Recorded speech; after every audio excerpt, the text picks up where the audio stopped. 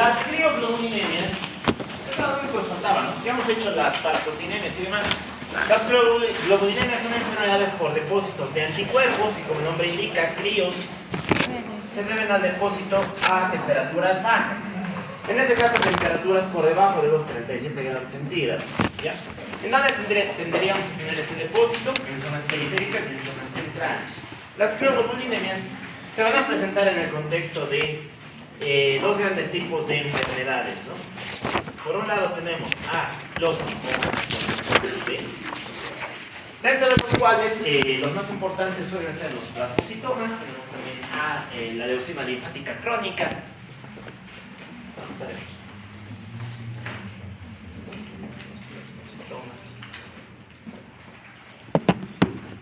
Y algún que otro tipo más, ¿no? Pero en general se presentan acá, sobre todo en la leucemia linfática crónica. Bien. ¿Dónde también podríamos encontrarlos? Pueden encontrarse en otras entidades. ¿Cuáles son estas otras? Acá tenemos a infecciones y algún caso se presenta en enfermedades autoinmunes. Dentro de las infecciosas, ¿se acuerdan cuáles? Ya, silencio. ¿Se acuerdan cuál es el que cursa con anemia hemolítica por anticuerpos fríos? ¿Qué agente infeccioso? La infección por el Mycoplasma pneumoniae. Ya. Recordamos que el Mycoplasma básicamente presenta neumonías más Guillain-Barré, más anemia hemolítica por anticuerpos fríos, más clínica dermatológica, ¿no? Solemos tener algunos síndromes ampollosos, ¿no? Ya. ¿Qué es lo que nos va a presentar las crioglobulinemias? Nos presentan dos grandes tipos de alteraciones, manifestaciones clínicas. Si los anticuerpos se forman en la periferia, nos van a dar un tipo de manifestación, ¿no? ¿Cuál? Van a tender a producir fenómenos vasooclusivos distales, con cianosis distal, y en algunos casos fenómeno de orino, ¿ya? Muy bien. Lo cual tiene sentido, ¿no? Recordamos que en los vasos sanguíneos los anticuerpos circulan, una vez que circulan se depositan a las paredes de los vasos. Aquí es donde se activan, forman inmunocomplejos. El inmunocomplejo induce el atrapamiento de plaquetas y el atrapamiento de plaquetas y otras células disminuye el flujo que debería transitar a través del vaso. Es por ello que ocurren fenómenos de cianosis distal y fenómenos de orino. Cuando la afectación es sistémica, pues tendemos a padecer un gran tipo de manifestación que es la anemia hemolítica por anticuerpos fríos. No sé si recuerdan, pero hay dos tipos de anemias hemolíticas dentro de las inmunomediadas, ¿no? Que son las mediadas por anticuerpos calientes y por anticuerpos fríos. Las por anticuerpos calientes son clásicas manifestaciones de los linfomas, y por anticuerpos fríos pueden presentarse en otros contextos más, ¿ya? Muy bien, la anemia hemolítica, ¿qué tipo de anemia era?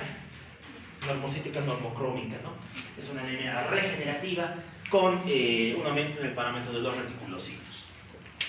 Bien, y el tratamiento en general son corticoides, ¿no?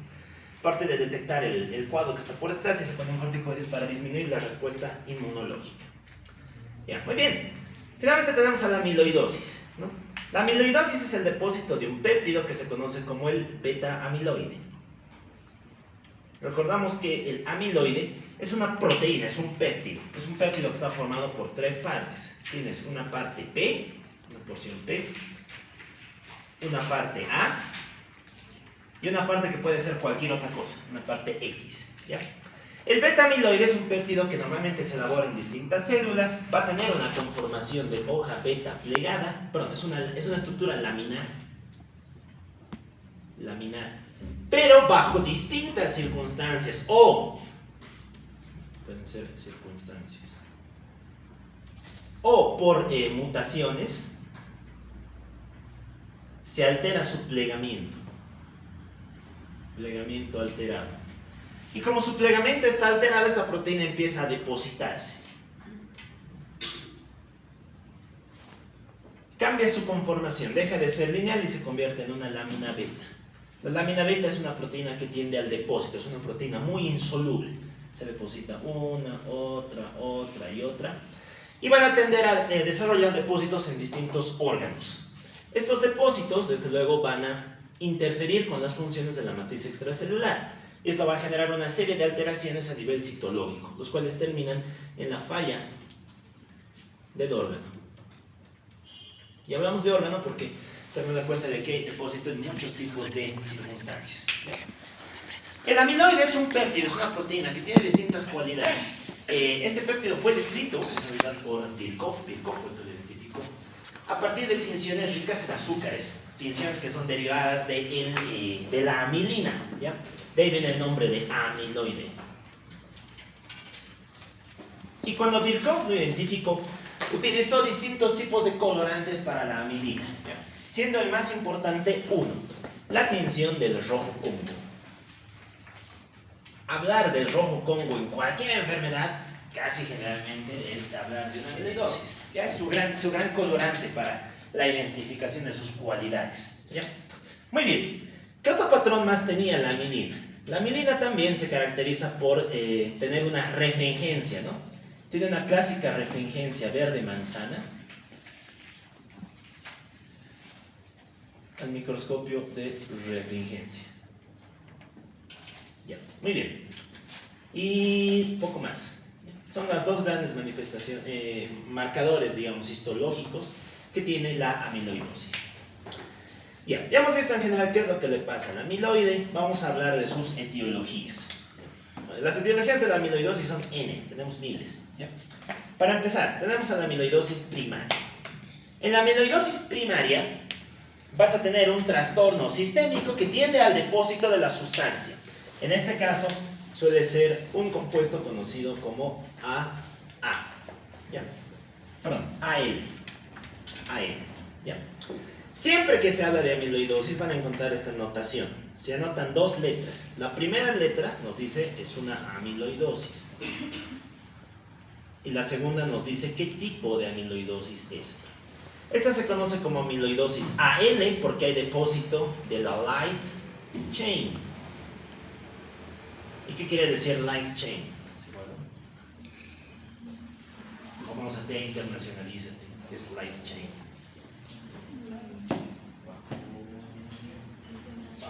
Bajo slope. Cadena ligera. ¿Quién tiene cadenas ligeras? Nada, los anticuerpos. Aquí se está depositando la cadena ligera de un anticuerpo. Recordamos que pueden ser capas o mus, ¿no?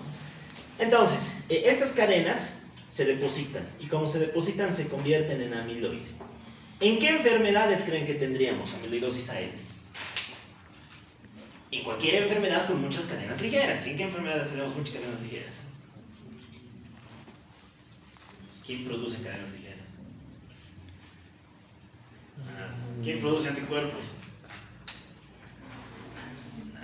No hay que pasar. Cuidado, ya, la siguiente semana es el mitadito. Estamos a 2 semanas de acabar el edito. Lo produce la célula B, el linfocito B. Entonces, en cualquier linfoma con linfocitos B productores de anticuerpos, vamos a tener amiloidosis AL. ¿Ya? Clásicamente, ¿quién juega aquí? Aquí juega mieloma múltiple, juega macroglobulinemia de Waldenström, juegan leucemia linfocítica crónica, etc. ¿no? Muy bien, las más importantes. Vamos con la siguiente, la secundaria. Bueno, y sabiendo esto, podríamos sacar manifestaciones clínicas de la amiloidosis AL, ¿no? Esta es más frecuente en personas de avanzada edad, de 40 años para arriba, es más frecuente en varones, sobre todo si tienen antecedente de una discrasia sanguínea, está asociada a otras alteraciones del hemograma, etc. Solamente entendiendo esto claro, podemos sacar muchas deducciones de este tipo de amiloidosis. Ya, la secundaria, esta se conoce como amiloidosis AA. ¿Ya? Lo mismo, A de amiloidosis, A de autoinflamatory, ¿ya? De inflamatoria. Muy bien. En este caso, ¿qué es lo que vas a producir? Vas a producir un péptido que se produce en el hígado. Se le conoce como el beta amiloide sérico. O el péptido amiloide sérico. Recordamos que el péptido amiloide sérico es una proteína, si mal no recuerdo, aproximadamente 250 kilodaltons, que se libera desde el parénquima hepático y que se produce en un contexto, en la inflamación. Este es un reactante de fase aguda. ¿Ya? Recuerden que los reactantes de fase aguda se elevan en cualquier cuadro inflamatorio. Ahora bien, este beta-amiloide sérico se va a elevar cuando tengas inflamación sostenida, cuando tengas inflamación crónica. ¿Y qué causas de inflamación crónica se les ocurre? Ya, muy bien, las autoinmunes. Aquí juegan las autoinmunes. La reuma, la esclerosis, el Sjögren, yo que sé, una enfermedad mixta del tejido conjuntivo, el lupus. Otra. Las infecciones crónicas. ¿Cuáles son infecciones crónicas? La TB, porque la TB muchas veces tarda en diagnosticarse. La endocarditis infecciosa, la osteomielitis. La osteomielitis. Son las tres grandes infecciones crónicas. Estas tardan mucho tiempo en diagnosticarse porque suelen darte una clínica muy variable, ¿ya? Lo cual demora mucho el diagnóstico. Muy bien, por lo tanto, ¿aquí qué encontraríamos? Encontraríamos un paciente que puede ser mujer, puede ser mucho más joven, con un antecedente de un síndrome constitucional muy marcado, antecedente de contacto con personas de riesgo y demás, ¿no? Aquí, ten en cuenta que la sospecha clínica varía. Y después tenemos a las congénitas, que vendrían a ser las hereditarias. Bueno, si estuviera aquí el doctor de Dios, me hubiera funado, pero vamos a poner hereditarias nomás. Ok, las hereditarias. ¿Lo conocen, doctor Ríos? Lo que es la genética. No. Bueno, creo que ahí tenemos esta división mejor que ustedes. Ya. Las hereditarias, ¿no? Aquí tenemos mutaciones de estos péptidos, y como están mutados, pues se pliegan de manera anómala. ¿Ya? Bueno, aquí tenemos varios tipos. Vamos a empezar hablando de uno, que es el más importante, la amiloidosis por TTR. El ATTR es el depósito de, ¿se acuerdan qué era TTR? Transtirretina. En la ATTR tú tienes un depósito de transtirretina. La transtirretina es un péptido producido en el hígado que se encarga de transportar el ácido retinoico, así como transportar otro tipo de péptidos, ¿ya? Cuando tienes una ATTR, tienes a tener de manera muy marcada un tipo de depósito. El depósito en corazón. Eso te produce enfermedad cardíaca, insuficiencia cardíaca. Muy bien. Siguiente tipo de hereditaria. El depósito de amiloide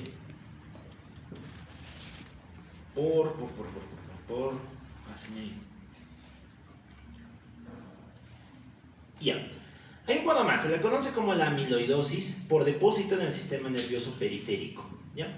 Bueno, pues como nombre indica, vas a tener el depósito de este péptido en fibras periféricas. ¿Y esto qué te va a producir?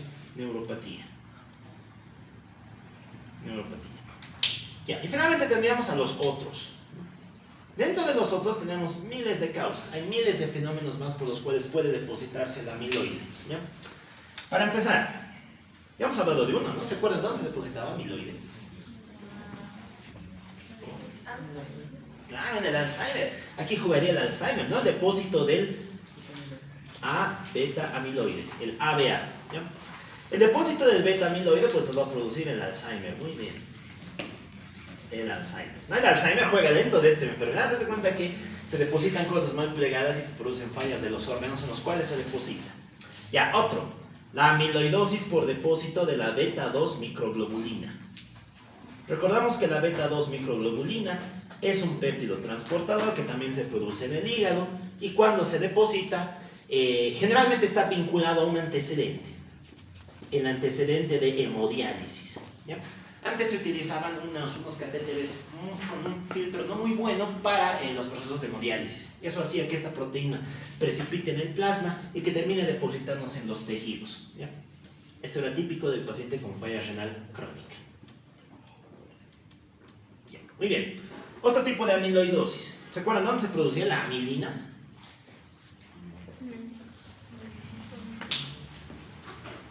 Amilina. Nada. En el páncreas, en los islotes de Langerhans, ¿no? Recuerden que es un producto del islote. Puedes tener amiloidosis por depósito de amilina en una enfermedad que afecte al islote. ¿Cuál creen? ¿Qué enfermedad podría afectar al islote de Langerhans? ¿El cáncer? ¿Cuál?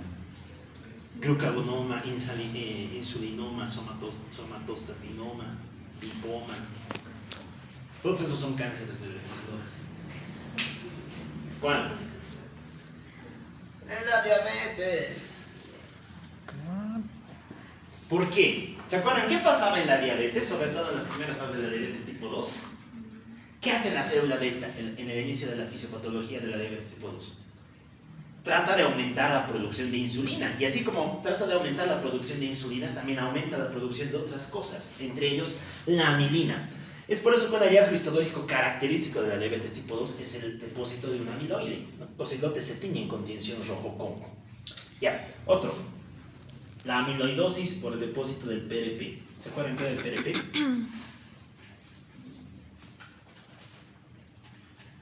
La proteína priónica. Esto parecen las enfermedades priónicas. Menciónenme 2 enfermedades priónicas.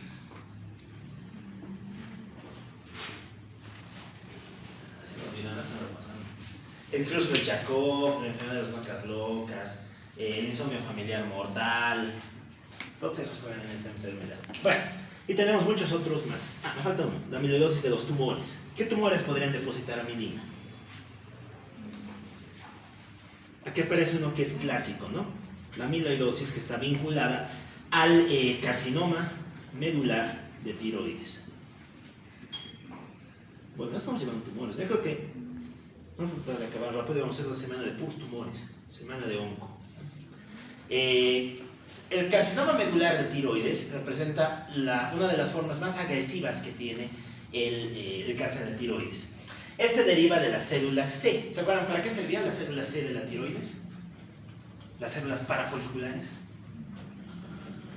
Exacto, producen calcitonina. ¿Y la calcitonina qué es? Un péptido. Como tienes mucha calcitonina, este péptido puede alterar su conformación, deja de estar bien plegado y se deposita en forma de amiloide. Hallazgo histológico clásico del carcinoma medular de tiroides. ¿A qué estaba asociado el medular de tiroides? A los MENS, ¿no? Sobre todo al MEN2. Ya, muy bien. Finalmente su clínica. Todo esto se va a depositar en distintos órganos. ¿Qué manifestaciones te va a producir? Bueno, la más llamativa, ¿no? Si se deposita en el corazón, ¿qué manifestación creen que produciría? Imagínense que el corazón se llena de una proteína fibrosa, rígida, dura. Fibrosis no. Si fibrosa muere, si fibrosa muere. Miocardiopatía, ¿de qué tipo? ¿Cómo se clasificaban las miocardiopatías? Ahora nos vamos a la restrictiva.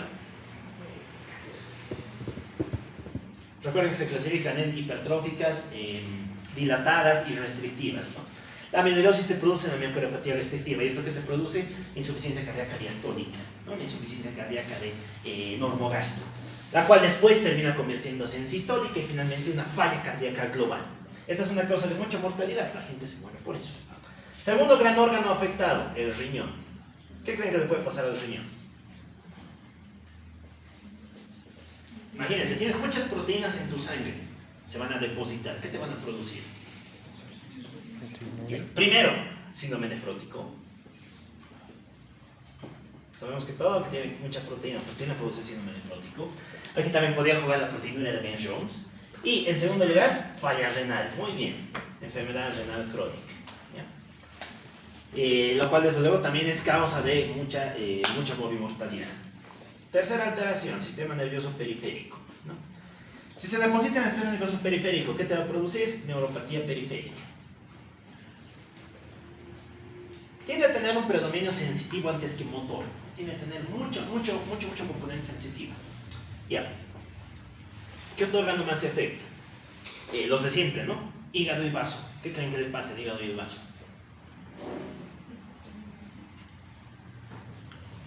Podrían recibir toda esta proteína se depositará en el hígado y el vaso y harán que aumenten de tamaño, que se vuelvan palpables. Sí, exacto. Hepato, esplenomegalia. Las cosas de siempre, siempre que en el cuerpo se depositan cosas, el hígado y el vaso, bueno, sobre todo el hígado, ¿no? Tiende a recibir esos depósitos y por ende aumentar de tamaño. Ya, muy bien. Finalmente tenemos a los otros, ¿no? Piel y partes blandas. Bueno, aquí es clásica un tipo de alteración. ¿Cuál? El síndrome de túnel carpiano. ¿Se acuerdan qué era el túnel carpiano? Sí. ¿Qué es el túnel carpiano? ¿Dónde pasan los ganglios? ¿Qué pasa? ¿Qué es el túnel carpiano? Cuando tu brazo es gigante. Han debido ver, ¿no? ¿Dónde se ponen los clavos en la crucifixión? Esa región es bien interesante. Nada. Es una corredera osteotendinosa que contiene los tendones del flexor superficial de los dedos, los tendones del flexor profundo de los dedos, el tendón del flexor largo del pulgar y el nervio mediano. Por lo tanto, esto te va a producir neuropatía del nervio mediano, neuroapraxia del nervio mediano. Muy bien. Y poco más, ¿no? ¿Cómo se diagnostica? Ya lo hemos visto con esto. Generalmente, ¿dónde? ¿Qué cosa se biopsia? No biopsiamos el órgano en sí, sino tendemos a biopsiar la grasa abdominal. Porque resulta que esto también se deposita en la grasa, ¿no? El tejido adiposo, recuerden que guarda muchas cosas. Y puede guardar también el amiloide, ¿no? Sacas una muestrita de grasa abdominal, lo tiñes con esto, y una vez que lo has teñido, pues empiezas su diagnóstico, ¿no? Su detección. Ya, y finalmente, ¿cuál creen que es el tratamiento? Lo mismo, ¿no? Tienes que, una vez que lo has encontrado, tienes que buscar su causa. Si es primaria, AL, ¿qué harías? Pues tratas la causa, ¿no? Si la causa es el linfoma, pues das tratamiento para el linfoma, empezarás quimio, radio, esquemas, ¿no? Lo que tú buenamente quieras. Siempre el tratamiento es etiológico, va dirigido a la causa. Aquí, pero, ¿te sirve? No mucho. De hecho, la primaria suele tener una mala respuesta al tratamiento, lo cual condiciona que tu morbimortalidad sea relativamente alta. ¿Ya? Aquí es muy fácil que el paciente progrese, pese a lo que hagas, y finalmente termine falleciendo. ¿Ya? La secundaria tiene una mucho mejor respuesta. Lo mismo, ¿no? ¿Qué tienes que hacer? Buscar la causa. Si tienes un autoinmune, pues te controlamos. Si tienes alguna de estas, también te damos tratamiento antibiótico y demás. Y en general estas suelen mejorar, ¿ya? Hasta cierto punto. Pero la que sí tiene mal curso es la primaria. Bueno, y las genéticas, pues lo mismo, ¿no? Básicamente detectar la causa y a partir de ahí darle un tratamiento. Ya, actualmente hay un fármaco que tal vez lo encuentran si lo leen en el Harrison, que se conoce como el tafamidis. El tafamidis es un fármaco que se utiliza solo para la miocardiopatía restrictiva por el amiloide, ¿ya? Lo que hace es disminuir el depósito de la proteína en el corazón y de ese modo disminuye la morbimortalidad cardiovascular que la enfermedad produce. Muy bien, así sería. Habíamos terminado ahora el tema de las proteínas. Muy bien, preguntas, dudas, crisis, traumas. Nada, muy bien, ahora sí, formaremos grupos, vuelvan a sus rondas. Guarden todo, solamente sus hojas, apuntes. Ya, muy bien. Siempre es el grupo. Bien, excelente. Muy bien, muchachos, entonces, un grupo aquí, ¿qué grupo? El 1. El 1, muy bien, grupo 1 aquí, ¿qué grupo? 2. 3. Entonces, grupo 3 aquí. Ya, no, grupo 3 ahí, grupo 2 aquí. Ya, muy bien.